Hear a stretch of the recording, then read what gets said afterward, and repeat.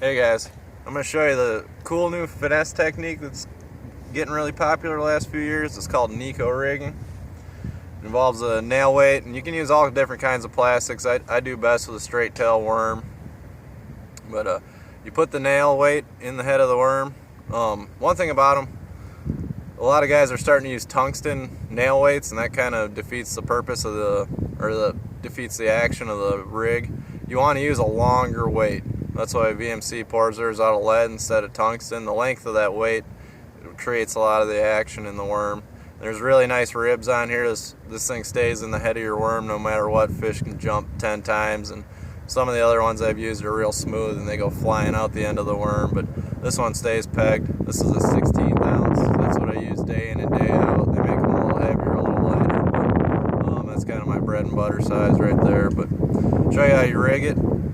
Just insert the nail into the head of the worm.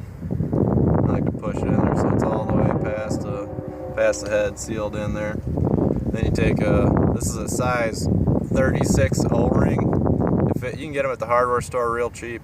This fits most of your worms, your robo worms, trick worm, any finesse worm fits real nice. Put it over the tail of the worm, pull it down. And like you're gonna rig this wacky style, but you don't want to be dead center on the worm. You want to be, maybe 2/3 of the way down the worm. Then I take this is a number 2 VMC Neko hook. They designed this hook for this rig. I'll come in here and you're gonna hook it vertical rather than horizontal like you would with a regular wacky rig, and I actually bite a little meat too when I go through that O-ring. But that O-ring's key. Without it, you're just gonna cast worm off after worm. But what I do with this, the best time of year to use it, post spawn, summer. You can throw it shallow at onesie, twosie spots, but when the fish get wadded up and they're really beat up, Kentucky Lake ledges where they've seen, 1,000 crankbaits and spoons and all that stuff. It's something really different the fish haven't seen. Catches a ton of fish that fish that aren't really in the mood to bite. It's just super subtle, and the action of it really drives them nuts. And you fish it a lot like you would a drop shot or a shaky head. If you locate a school bass, I'll throw it out there, let it sink to the bottom on slack line, and pick up on, get a little bit of tension in there and just start shaking it. And this nail will sit down. If you got a good worm that floats, that nail will sit down on the ground, and when you're shaking it, it gets a ton of action.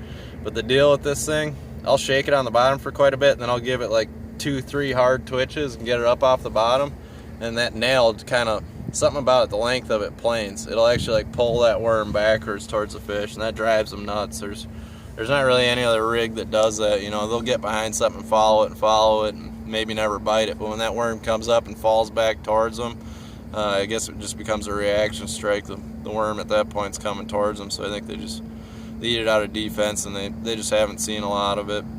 Setup's pretty simple. I throw it on a 7.5 foot spinning rod, medium light, allows me to cast that bait a little further.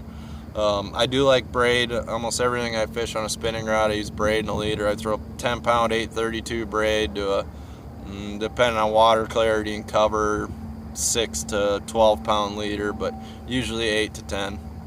If I'm fishing around heavy brush or docks or stuff like that, I'll use 10-12 pound. If it's like wide open, super gin clear water, I'll go down to 6. But another cool thing about it, it's actually a fairly weedless bait just because of the way it comes through the water.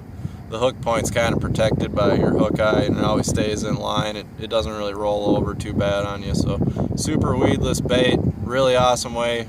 Super duper rig. I've been catching a lot of bass on this the last 2-3 years. It's definitely, if you're a finesse fisherman, it's definitely a rig you need to have in your arsenal.